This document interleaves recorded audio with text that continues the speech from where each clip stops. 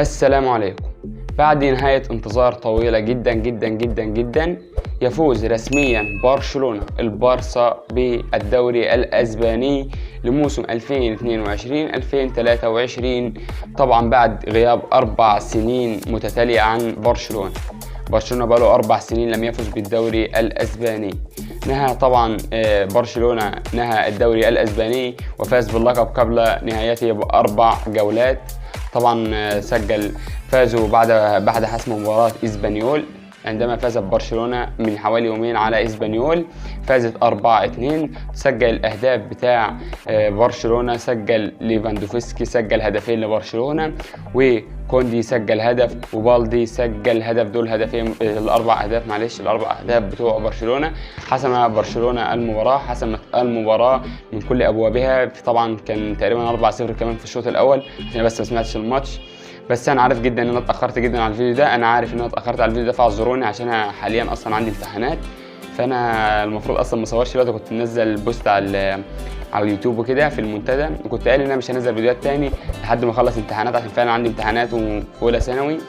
ادعوا لي بالتوفيق. فانا طبعا ما كنتش هنزل فيديوهات، بس ما قدرتش امسك نفسي وما نزلتش فيديوهات، فاستمريت وما قدرتش اقف وبطل انشر فيديوهات. تنزلوا تحت يا ريت تدعوا لي، عشان يعني زي ما بيقولوا 40 شخص دعوتهم مستجابه، فادعوا لي. وخلينا بقى نكمل في موضوع الفيديو بتاعنا. حسم برشلونه الدوري الاسباني بعد غياب طويل جدا. طبعا حصل ريال مدريد على الدوري الاسباني عام 2019 و2021 واتلتيكو مدريد حصل على الدوري في 2020. اما عن برشلونه فحسمه في 2022 بعد غياب 5 سنوات. اخر مره حصل عليه كان في 2018. اخر مره برشلونه حصلت على الدوري الاسباني كان في 2018. طبعا كده فارق الاهداف او فارق النقاط في اول جدول الترتيب برشلونه ب 85 نقطه، كده عدى عدد النقاط الكافيه للحصول على البطوله او الحصول على الدوري الاسباني. يليه ريال مدريد الملكي ب 71 نقطه، يليهم في المركز الثالث اتلتيكو مدريد. وطبعا عندنا اما عن اسبانيول، فاسبانيول طبعا يعني خلاص هو مهدد بالهبوط الموسم ده، طبعا مع 31 نقطة في آخر جدول الترتيب، يعني فارق عن منطقة الأمام ب4 نقاط.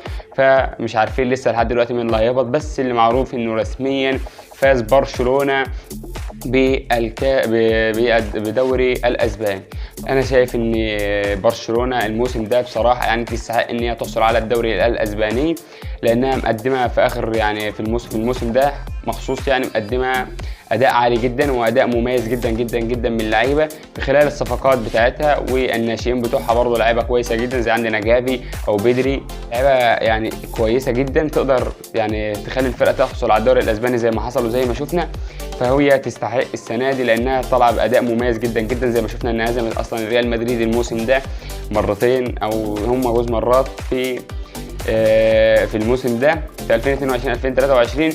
فانا شايف ان برشلونه تستحق ان هي تحصل على الدوري الاسباني الموسم ده 2022-2023. وبس كان كنا وصلنا لنهايه حلقتنا النهارده. ما تنساش قبل ما نطلع من الفيديو تعمل فيديو بلايك وشير وكومنت وتشترك في القناه انت مش مشترك، وتفعل زر الجرس وتصلي على الرسول وتذكر ربنا. والسلام عليكم ورحمه الله وبركاته.